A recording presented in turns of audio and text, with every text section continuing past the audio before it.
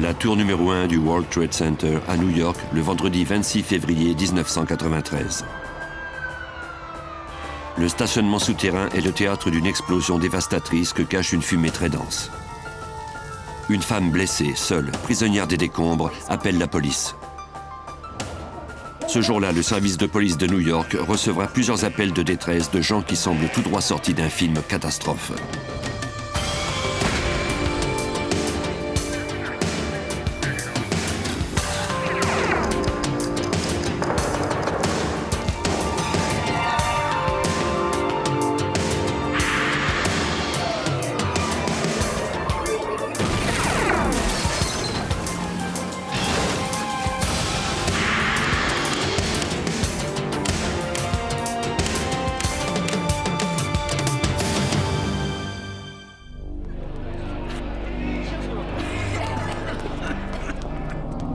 À midi 18, le 26 février 1993, la tour numéro 1 du World Trade Center de 110 étages fut prise d'assaut par la panique et la confusion. Des gens étaient prisonniers dans les ascenseurs. Il n'y avait plus d'électricité. La fumée avait rendu les couloirs obscurs. Des milliers d'occupants blessés et terrorisés suffoquaient en essayant d'échapper à ce qui ressemblait à un cauchemar. L'ingénieur qui avait conçu les tours avait pourtant imaginé plusieurs scénarios catastrophes. Les tours devaient pouvoir résister à la violence d'un ouragan et même à quelque chose d'aussi inimaginable que l'impact d'un avion à réaction rempli d'essence. Mais à l'évidence, il n'avait pas pensé à tout, même si personne ne savait encore exactement ce qui arrivait. La tour numéro 1 du World Trade Center s'était transformée en une immense cheminée. Les cages d'escalier aspiraient la fumée du sous-sol et enfumaient du même coup les étages supérieurs. Au cours des premières heures, on ne savait qu'une chose. La source du problème se trouvait dans le stationnement souterrain.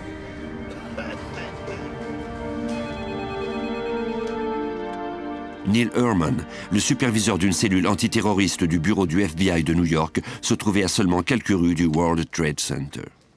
Même si les agents du FBI n'avaient aucune idée de ce qui avait pu causer ce désastre, ils décidèrent d'envoyer une équipe sur place. Au début, on nous a dit qu'il s'agissait peut-être d'un incendie ou de l'explosion d'un transformateur. Mais à en juger par l'agitation sur la radio de la police, on a mis seulement quelques minutes à comprendre que c'était plus grave.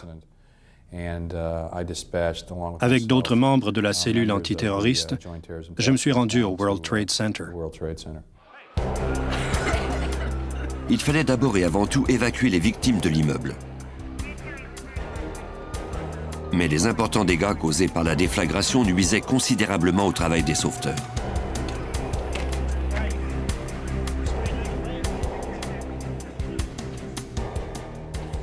De nombreuses personnes durent faire des pieds et des mains pour enfin sortir de l'immeuble. Comme les ascenseurs ne fonctionnaient plus, les occupants des derniers étages devaient descendre à pied. De plus, plusieurs furent victimes de malaise après avoir inhalé trop de fumée. Pendant que des centaines de sauveteurs travaillaient sans relâche, les agents du FBI qui avaient été envoyés à l'immeuble se mirent à la recherche de tout indice sur la cause de cette dévastation.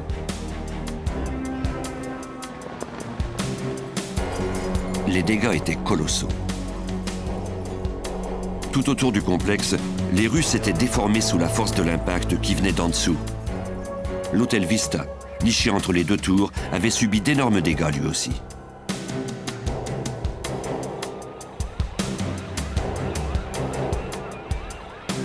Pour les enquêteurs, il devint très vite apparent que ce qui s'était passé dans le stationnement de l'immeuble ne pouvait être que très puissant pour avoir endommagé 4 niveaux du stationnement, de même que la rue et les premiers étages de l'immeuble. L'agent spécial Chuck Stern du service antiterroriste du FBI menait l'enquête.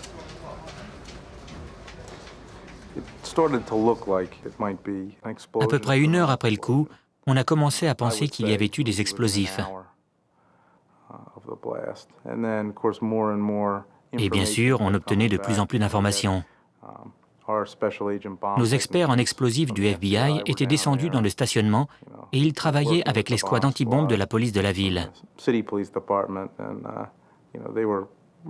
Ils en étaient arrivés à la même conclusion, tout laissait croire à une explosion. En début de soirée, les 200 agents et experts du service des explosifs du quartier général du FBI furent envoyés sur les lieux pour venir en aide aux experts de l'escouade antibombe de la police de New York et ceux de l'ATF, le bureau qui régit l'alcool, le tabac et les armes à feu. La priorité, sortir des survivants. Les sauveteurs fouillaient principalement le stationnement. Lentement, à mesure qu'ils progressaient parmi les décombres, ils furent à la fois stupéfaits et soulagés de trouver des survivants.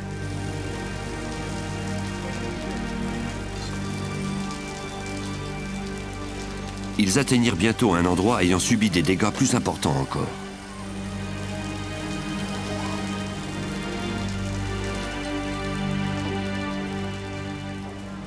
Les experts en explosifs du FBI, de l'ATF et de la police de New York étaient tous vêtus de combinaisons de protection.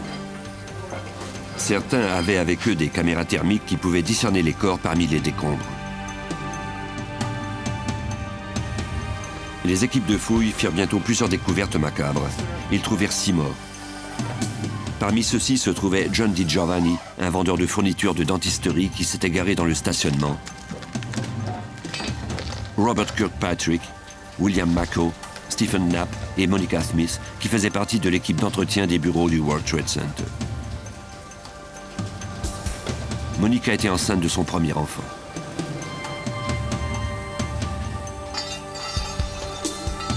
Wilfredo Mercado, un employé aperçu pour la dernière fois en train de décharger une fourgonnette dans le stationnement, fut également trouvé mort sous 4 mètres de béton.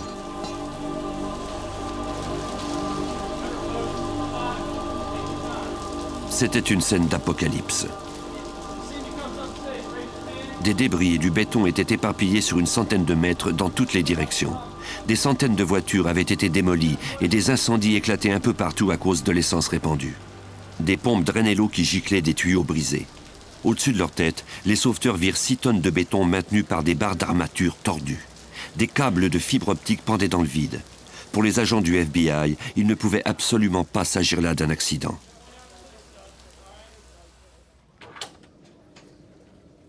L'agent spécial Chris Roney du laboratoire du service des explosifs du FBI examina les lieux. En analysant les dégâts de l'immeuble, et ce, dès le début de l'enquête, nous avons vu clairement qu'ils avaient été causés par une bombe importante, un engin explosif de plusieurs centaines de kilos. À ce moment-là, on n'en était encore qu'à des approximations. Mais on savait que quelqu'un l'avait laissé quelque part dans le stationnement souterrain, vraisemblablement dans une voiture. Si les conclusions préliminaires des agents étaient justes, c'était le plus important attentat terroriste à avoir lieu en sol américain jusque-là. Le lendemain matin, des équipes composées de diverses agences effectuèrent un examen plus poussé des dommages. En plus d'être toujours à la recherche de victimes, ils devaient trouver des indices qui expliqueraient la cause de l'explosion. On leur avait toutefois explicitement donné l'ordre de ne rien déplacer. La structure des niveaux inférieurs était sérieusement affaiblie. La moindre perturbation pouvait provoquer un affaissement et tuer ceux qui se trouvaient à l'intérieur. Le niveau 2 du stationnement s'était effondré et avait ainsi entraîné des centaines de voitures quelques étages plus bas. Tous les véhicules s'étaient par conséquent retrouvés au dernier niveau, écrasant du même coup la salle de réfrigération de l'immeuble. En fait, ce que les ingénieurs nous ont dit, c'est que les débris qui s'étaient accumulés autour des piliers les faisaient ressembler à des pailles qu'on aurait plantées dans le sable. Et il ne fallait pas enlever ces débris, car on risquait d'affaiblir du même coup le peu de soutien qui restait à l'hôtel Vista au-dessus. Des équipes d'ouvriers s'évertuèrent à renforcer murs et piliers de soutien sur les divers niveaux du stationnement pour que les agents et les investigateurs puissent examiner les lieux en sécurité. Après plusieurs heures, les techniciens purent enfin atteindre l'endroit où s'était produite la déflagration. C'était sinistre, et presque fantomatique, car c'était désert. De nombreuses voitures avaient le coffre ouvert. On entendait parfois un tic-tac, semblable à celui que fait la minuterie d'une bombe, mais en fait, c'étaient les clignotants qui s'étaient mis à fonctionner. Peu à peu, les équipes se rapprochaient du foyer de l'explosion. Les dégâts étaient si importants qu'il ne restait rien qui puisse expliquer ce qui l'avait causé.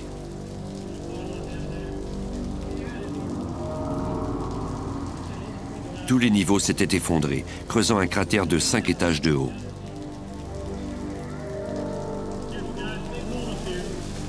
Les enquêteurs à la recherche de résidus d'explosifs eurent du mal à en trouver, car ils s'étaient mêlés aux débris de béton et autres matériaux de construction. On devrait passer au peigne fin des tonnes de décombres pour trouver la moindre parcelle d'indices. On recueillit la poussière sur des centaines de véhicules endommagés et on passe à l'aspirateur à l'intérieur à la recherche de résidus. Il n'était pas question de baisser les bras. Quelque part parmi ces décombres se trouvaient forcément des réponses.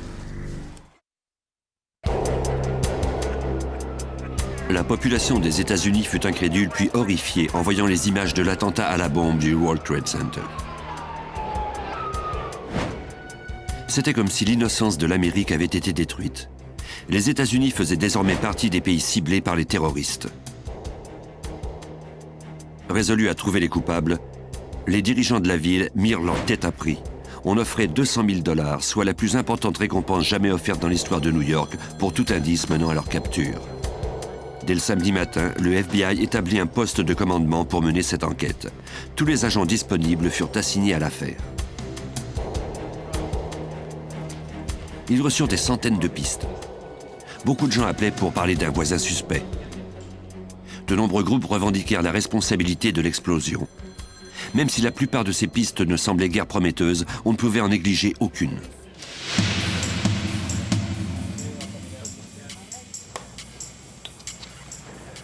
Deux jours après la déflagration, pendant que les agents continuaient de remonter des pistes, les enquêteurs qui examinaient la scène du crime remarquèrent un morceau d'acier tordu et carbonisé à l'endroit précis où l'on pensait que l'explosion avait eu lieu.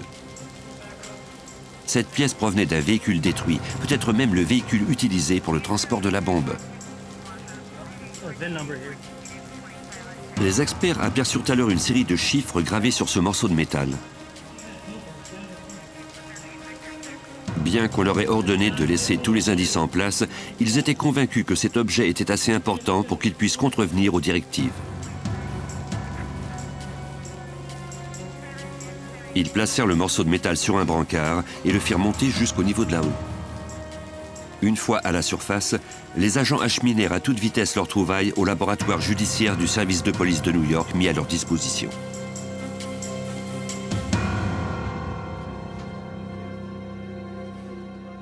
Les experts en poste eurent du mal à trouver le sens des chiffres gravés sur le métal. Ils appelèrent à l'aide un enquêteur de l'escouade du FBI spécialisé dans le vol d'auto afin qu'il examine la pièce.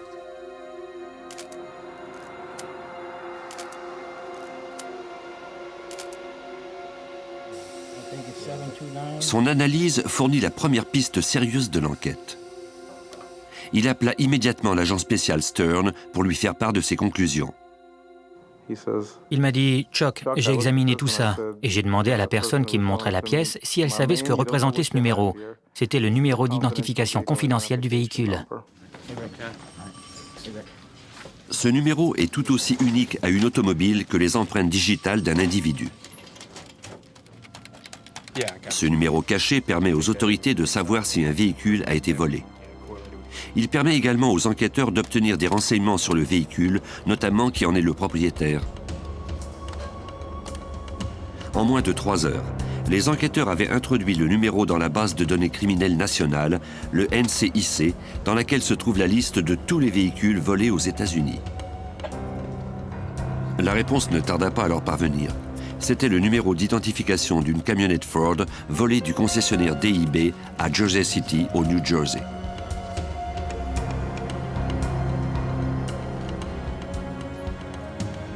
On contacta sans attendre le bureau du FBI à Newark. En l'espace de quelques minutes, des agents se présentèrent chez DIB pour savoir qui avait eu accès au véhicule.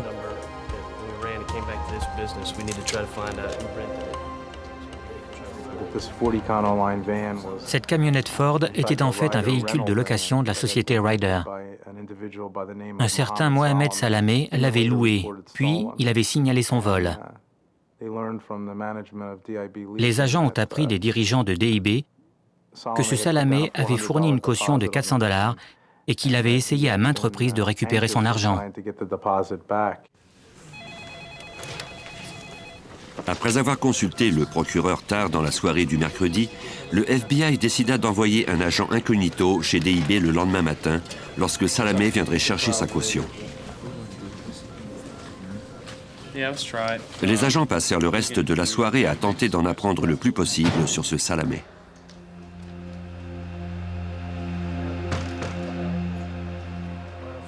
Cet immigrant de 25 ans, d'origine palestinienne, s'était fait connaître des autorités lorsqu'il avait publiquement appuyé l'intégriste musulman El Saïd Nosseir, un opposant bien connu des gouvernements israéliens, égyptiens et américains.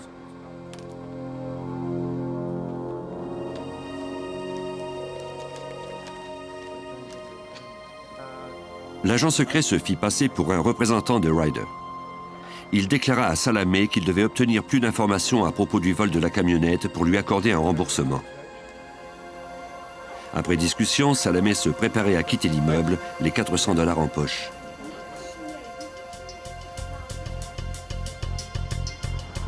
Mais dès qu'il eut franchi le pas de la porte, des dizaines d'agents du FBI qui avaient écouté sa conversation avec l'agent secret se précipitèrent sur lui. Moins d'une semaine après l'explosion, le FBI avait un suspect en détention. Salameh parla peu aux agents qui l'interrogèrent à propos de l'explosion. Ceux-ci croyaient qu'il n'avait sans doute pas agi seul.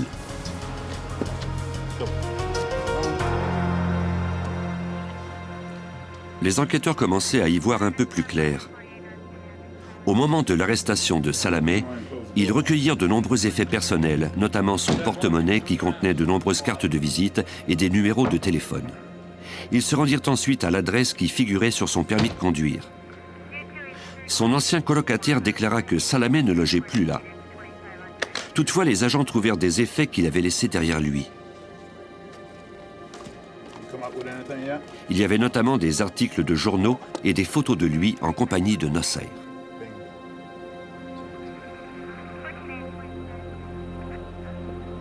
Ils y trouvèrent également des relevés bancaires. Il y avait aussi d'autres noms et adresses, autant de nouvelles pistes à suivre. On a pu mettre la main sur des adresses et des numéros de téléphone. On a également obtenu l'autorisation de vérifier le registre des appels entrants et sortants de ces lignes téléphoniques. Encore une fois, c'était comme si on ouvrait les vannes. Les enquêteurs eurent également l'aide du public. Quelques jours après l'arrestation de Salameh, le gérant de Space Station, une entreprise d'entreposage au New Jersey, appela le FBI.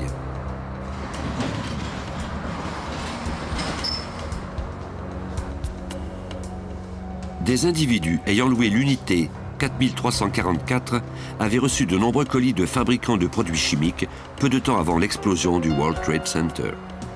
Le gérant avait fait ouvrir l'unité en question et y avait trouvé ce qui semblait être des produits et de l'équipement pour fabriquer des bombes. Les agents du FBI arrivèrent à la même conclusion que lui. Ils y trouvèrent de nombreux composés chimiques utilisés dans la fabrication de bombes.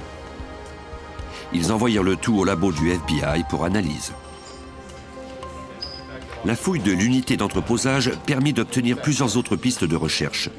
Des reçus d'achat de produits chimiques, des relevés bancaires et téléphoniques et un bonus inespéré, un compte-rendu des allées et venues du suspect à Space Station.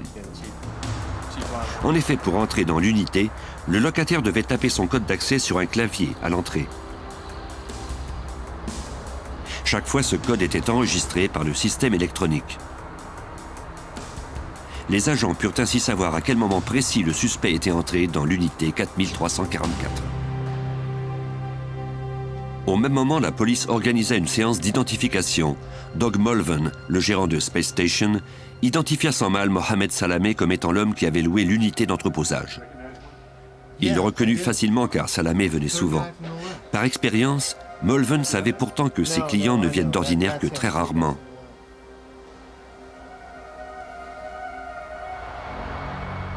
Poursuivant leur recherche d'une piste solide, les agents obtinrent les relevés téléphoniques d'un téléphone public situé devant Space Station. L'un des individus qui recevait souvent des appels en provenance de cet appareil était déjà bien connu des agents du FBI. Il s'agissait d'un certain Nidal Hayat. C'était le premier nom qu'on avait aperçu parmi les cartes professionnelles du porte-monnaie de Salameh. Hayat était ingénieur chimiste. Moins d'une semaine après l'arrestation de Salameh, les agents apprirent qu'Hayat avait appelé un fabricant de produits chimiques pour s'enquérir à propos d'achats. Ainsi, il était possible qu'il commette un autre attentat à la bombe. Cette hypothèse était terrorisante car la menace était réelle.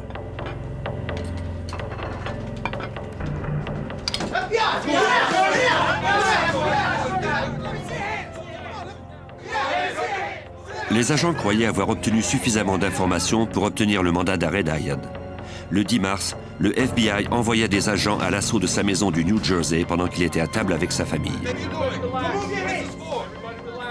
Après avoir fouillé les lieux, les agents se rendirent rapidement à la Haled Chemical, l'entreprise où ils travaillaient. Ils y recueillirent les relevés téléphoniques et bancaires qui démontreraient peut-être qu'il avait un lien avec Salameh. La preuve la plus convaincante de l'implication d'Hayat dans la fabrication de bombes se trouvait dans son ordinateur. On le confisqua avant de l'examiner attentivement.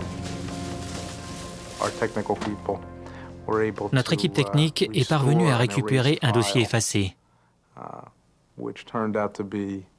Il s'agissait d'une lettre où l'auteur revendiquait l'explosion du World Trade Center au nom d'une organisation connue sous le nom de 5e bataillon de l'armée de libération. Le New York Times avait reçu cette lettre 4 jours après l'explosion. L'organisation y déclarait qu'il s'agissait d'un attentat terroriste pour protester contre le soutien des États-Unis à Israël. L'ordinateur contenait également une autre lettre qu'Hayat n'avait pas eu le temps d'envoyer. Cette lettre annonçait une deuxième explosion. Même si l'enquête progressait rapidement, chaque nouvelle découverte laissait entrevoir l'existence d'un important complot toujours en cours. Chaque jour, la possibilité qu'il y ait de nouvelles attaques grandissait. Pendant que le FBI tentait d'en apprendre le plus possible des suspects principaux de l'attentat à la bombe du World Trade Center, Salameh et Hayat mettaient tous leurs efforts à préparer leur défense. L'analyse des relevés téléphoniques confisqués mena les enquêteurs à un appartement de Jersey City. Le propriétaire de l'immeuble du 40 Pamrapo Avenue confirma que Salameh ainsi qu'un autre individu avaient loué l'appartement au début de janvier 1993 jusqu'à la fin du mois de février suivant, soit seulement 2 mois plus tard. Le propriétaire ne put dire qui était le locataire de Salameh. Tout ce qu'il savait, c'était qu'il se prénommait Rachid. Ce prénom était probablement faux. On fit rapidement émettre un mandat de perquisition. Lors des fouilles, les agents purent confirmer qu'on avait de fait fabriqué des bombes à l'appartement situé au 40 Pamrapo Avenue. C'est à cet endroit que les complices avaient mis au point un engin explosif assez puissant pour ébranler tout le sous-sol du World Trade Center. Dans l'appartement ainsi que dans le garage adjacent, les experts judiciaires du FBI trouvèrent des traces d'une série de produits chimiques. Ils les acheminèrent illico au laboratoire du FBI à Washington. Au cours de leur recherche dans l'appartement, les agents découvrirent l'identité du mystérieux colocataire de Salameh. En effet, des formulaires précisaient qu'un certain Ramzi Youssef avait demandé l'asile politique aux États-Unis.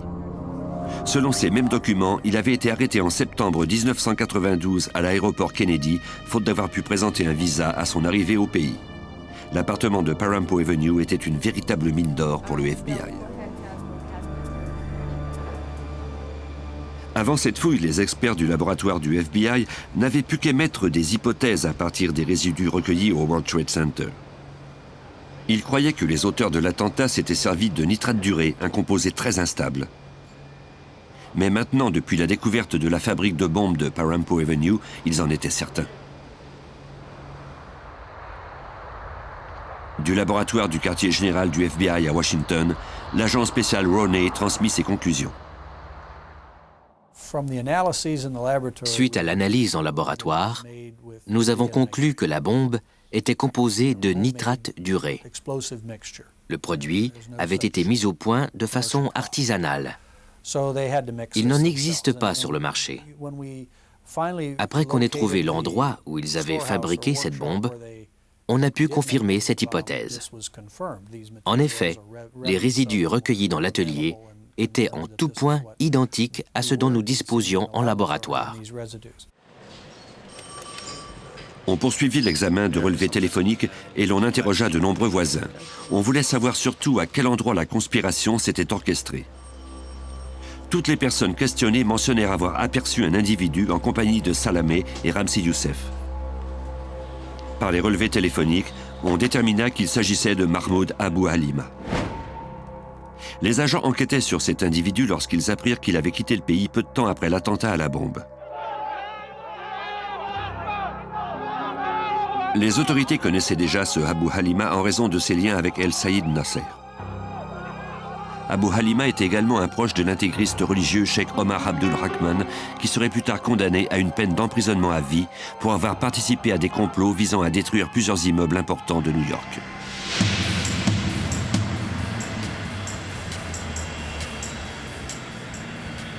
Peu de temps après qu'on ait appris qu'Abou Halima avait fui le pays, les autorités égyptiennes contactèrent le FBI pour leur annoncer qu'ils avaient arrêté le suspect au Caire et qu'ils le détenaient. Abou Halima était aussi recherché en Égypte pour avoir comploté contre le président du pays, Hosni Moubarak. Les gouvernements américains et égyptiens en arrivèrent rapidement à une entente concernant le suspect. Des agents du FBI s'envolèrent pour le Caire pour aller y chercher Abou Halima. Lorsqu'il fut remis aux mains des agents, le suspect portait des menottes et sa tête était complètement recouverte d'un morceau de tissu. Il pensait qu'il s'en allait droit à son exécution. C'est avec soulagement qu'il vit les agents du FBI venus le chercher. Il leur parla donc librement lors du vol de retour vers New York. Il a fait plusieurs commentaires dont on a pu se servir contre lui lors de son procès. Une de ses phrases clés a été « Vous êtes au courant pour Rachid ?» On a su plus tard que c'était le faux nom de Ramzi Youssef. Abou Halima déclara à Stern que Youssef et lui s'étaient rencontrés en Afghanistan au camp secret du mouvement de libération armée des Moudjahidines, un camp d'entraînement où se retrouvaient des terroristes internationaux. Le nom de Ramzi Youssef apparaissait à chaque étape de l'enquête. Ce terroriste international était également expert en explosifs. Les agents croyaient qu'il avait orchestré l'attentat à la bombe du World Trade Center. Le FBI se mit dès lors à la recherche de Youssef. Les agents apprirent bientôt que celui-ci avait quitté le pays le soir de l'attentat à la bombe. On commença des recherches internationales pour retrouver ce suspect.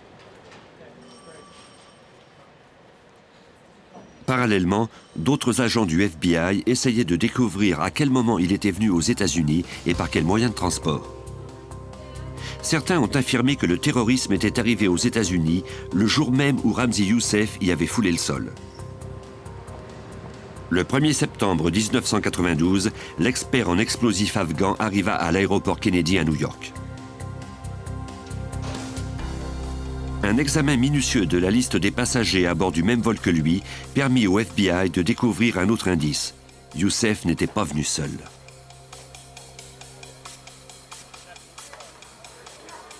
Un certain Ahmed Hajjaj l'accompagnait.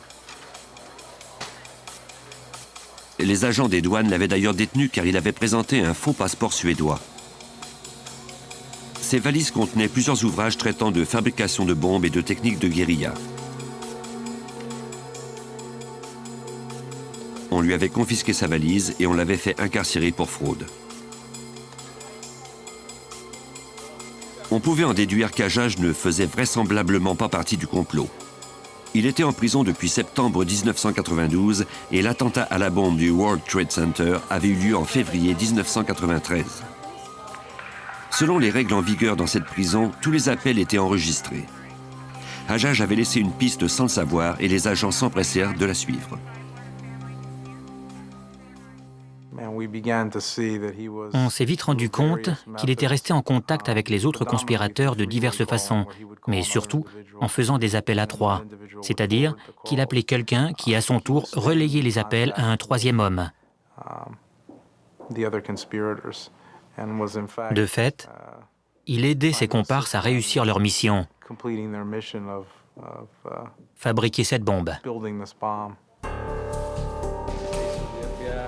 Les agents du FBI interrogèrent Hajjaj à propos de ses contacts et de ses connaissances en explosifs.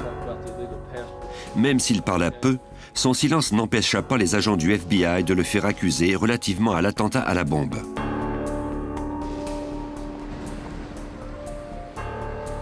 Avec ces 4 suspects maintenant en détention, les autorités décidèrent d'ouvrir le procès, même si on était toujours à la recherche d'autres complices.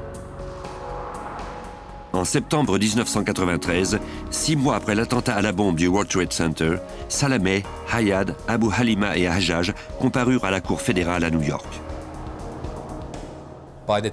Au moment où le procès a commencé en septembre 1993, il nous a fallu mener 2 enquêtes de front. On devait continuer d'identifier tout complice et retrouver les fugitifs en plus de se préparer pour ce procès qui allait durer 6 mois et ne se terminer qu'en mars 1994. À ce moment-là, les experts avaient examiné les nombreuses scènes de crime. Le World Trade Center, l'unité d'entreposage et l'atelier de fabrication des bombes. De plus, on avait récupéré 70% de la camionnette ayant servi au transport de la bombe. On disposait également de quantités de reçus, de relevés téléphoniques et de rapports d'interrogatoire. On avait recueilli des tonnes d'indices. Il ne restait plus maintenant qu'à déterminer si cela suffirait au jury.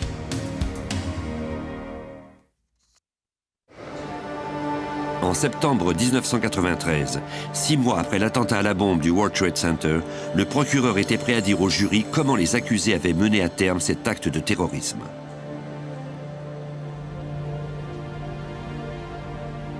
Tout avait commencé peu de temps après l'arrivée de Ramzi Youssef aux États-Unis en septembre 1992.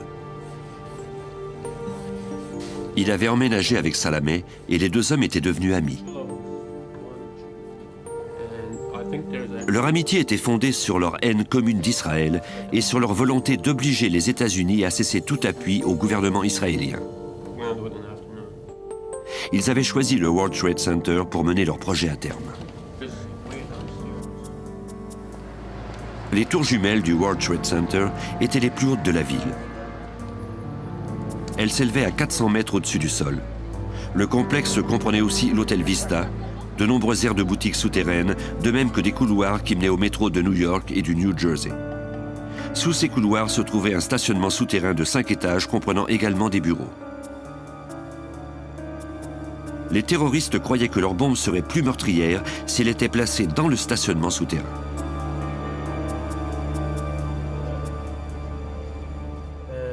Le plan fut mis en action. Des reçus indiquaient qu'en novembre, Youssef avait acheté des produits chimiques sous un faux nom. Il avait effectué d'autres achats tout au long de l'hiver, tout en peaufinant la composition de sa bombe et en établissant le plan de son attentat.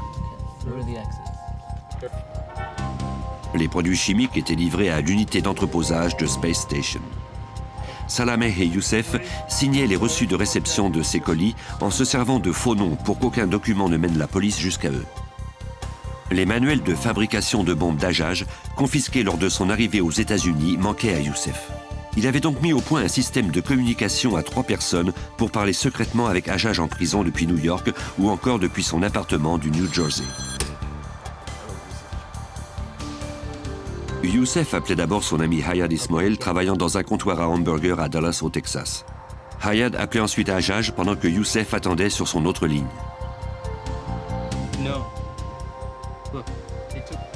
Quand Hajjaj répondait au téléphone en prison, Ismail le mettait en contact avec Youssef. Ainsi, les 3 hommes pouvaient discuter ensemble de leur plan.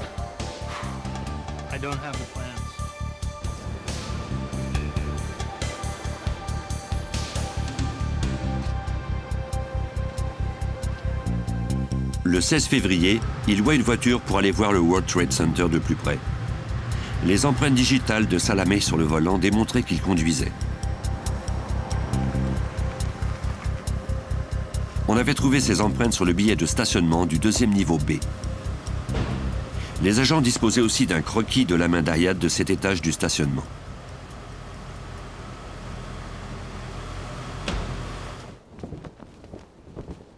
Puis, 4 jours avant l'attentat, à la demande de Youssef, Hayat Ismail partit de Dallas pour se rendre à New York en vue de participer à la fabrication de la bombe. Ismail devait également conduire la camionnette transportant l'engin explosif dans le stationnement. C'était quelqu'un en qui Youssef faisait confiance. De plus, il avait déjà été chauffeur de taxi à New York. Il était compétent pour mener cette délicate opération.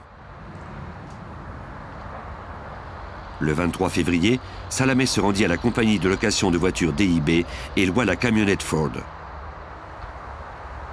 En échange, il laissa une caution de $400.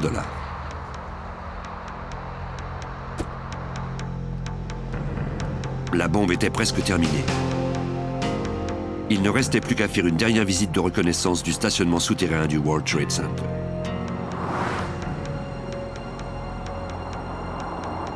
À bord d'une Chevrolet Corsica Bordeaux louée par Hayat, dont le second conducteur, selon les documents, était Salameh, les complices se rendirent au stationnement avec Youssef et Ismail pour déterminer à quel endroit précis laisser la bombe. On montra aux jurés un autre billet de stationnement qui confirmait cette visite, la marque de la voiture, de même que le niveau où elle avait été garée, B2.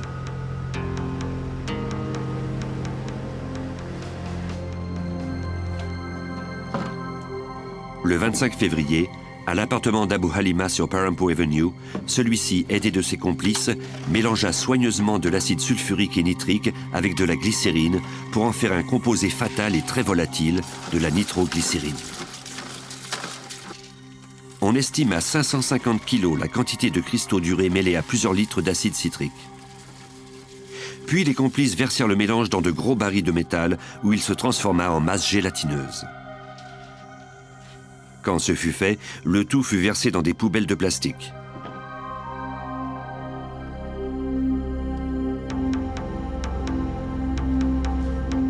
L'un des hommes recula la camionnette dans l'entrée derrière l'immeuble, vis-à-vis de l'escalier menant à l'appartement, pour que les autres puissent charger en secret leur dangereux engin explosif dans la camionnette.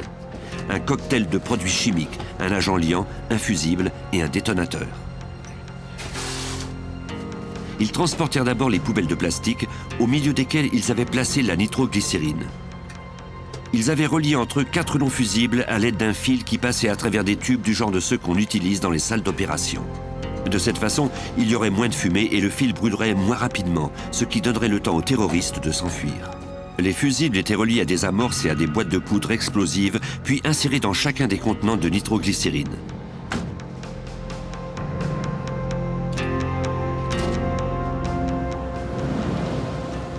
Il ne manquait plus que l'hydrogène qui rendrait l'explosion encore plus dévastatrice.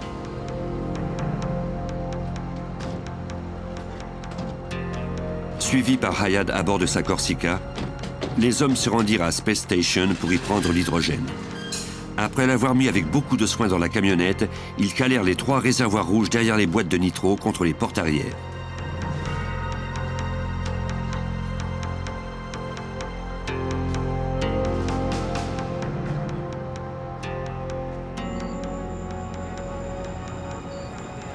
Youssef et Ismail se rendirent ensuite avec la camionnette à un hôtel de Manhattan. Les fichiers de l'hôtel montraient qu'Ismail avait réservé une chambre pour la nuit du 25 février. Ils garèrent la camionnette pour la nuit à l'abri des regards. Le lendemain, les terroristes n'avaient plus qu'à se rendre au World Trade Center.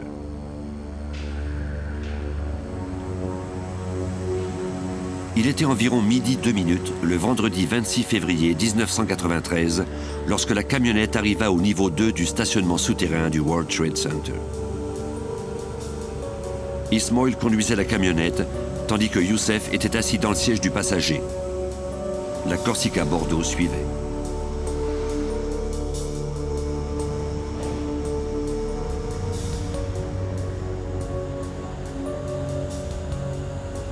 Ils garèrent la camionnette dans l'espace de stationnement normalement réservé aux véhicules des autorités portuaires de New York. Comme le World Trade Center appartient à ces autorités, leur parc de véhicules a un accès plus facile aux entrées et sorties du stationnement. La voiture pour prendre la fuite attendait tout près.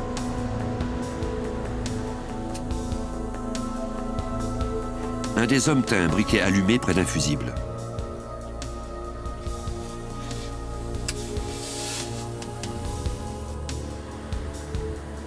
Dès qu'il fut allumé, les hommes s'engouffrèrent dans la Corsica et prirent la fuite.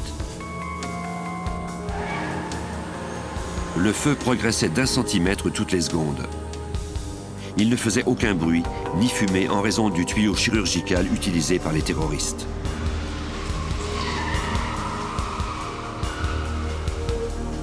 Youssef, Ismoil et les autres sortirent du stationnement quelques secondes à peine avant l'explosion. À midi 18, des mois après avoir planifié l'attentat, les terroristes obtinrent ce qu'ils avaient souhaité.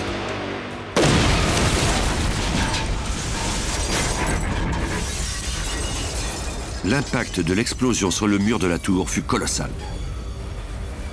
Tout ce qu'il y avait autour fut détruit.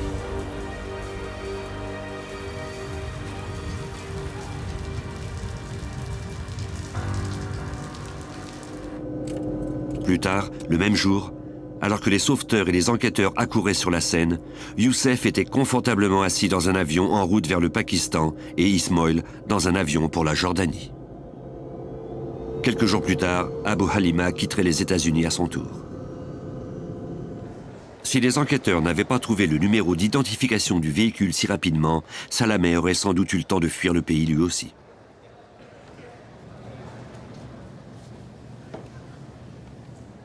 Au cours du procès de 6 mois, le jury entendit 206 témoins et passa en revue un total de 10 000 pages de témoignages.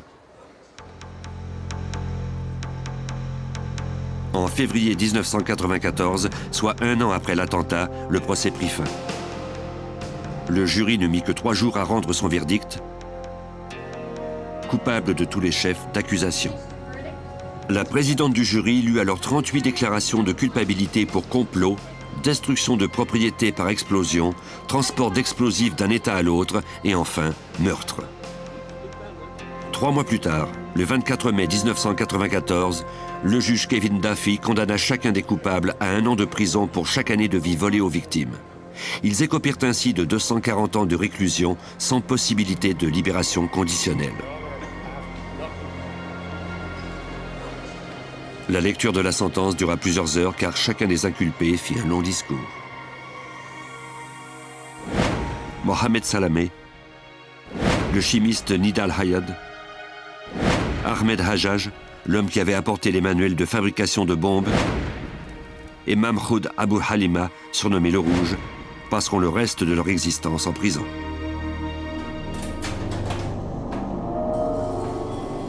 Ce n'est qu'en février 1995, 2 ans après l'attentat à la bombe du World Trade Center, qu'on arrêta enfin Ramzi Youssef au Pakistan et qu'il fut remis aux mains d'agents du FBI. C'est l'agent Stern qui fut envoyé pour le ramener aux États-Unis. Youssef se déclara prêt à parler. Il haïssait les Américains pour leur aide aux Israéliens. Il déclara à Stern qu'il avait choisi le World Trade Center comme cible car c'était le plus important symbole de l'impérialisme américain.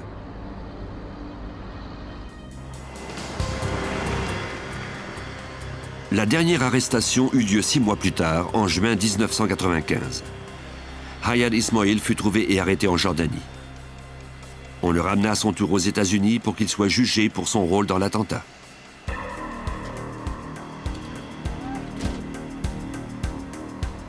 Youssef et Ismoil comparurent en même temps à New York. En janvier 1998, après qu'ils eurent été trouvés coupables des mêmes 38 chefs d'accusation que leurs complices, un juge les condamna tous deux à la prison à perpétuité sans possibilité de liberté conditionnelle. Une fois les coupables incarcérés, le FBI, de même que les autres services policiers américains, ont pu enfin faire le point sur cette enquête. L'attentat à la bombe du World Trade Center a constitué un réveil brutal pour nous tous au sein des forces policières. C'était à ce jour le plus important attentat terroriste au pays. Bien que le terrorisme soit présent aux États-Unis depuis plusieurs années, le fait qu'on s'en soit pris au World Trade Center était plus terrifiant que ce qui s'était produit auparavant. Le FBI est parvenu à résoudre ce complot rapidement et à punir les coupables. Mais cette catastrophe, aussi épouvantable fut-elle, n'a été que le signe annonciateur du séisme qui devait avoir lieu en septembre 2001 au même endroit. Le terrorisme n'était pas terminé. Le sera-t-il un jour ?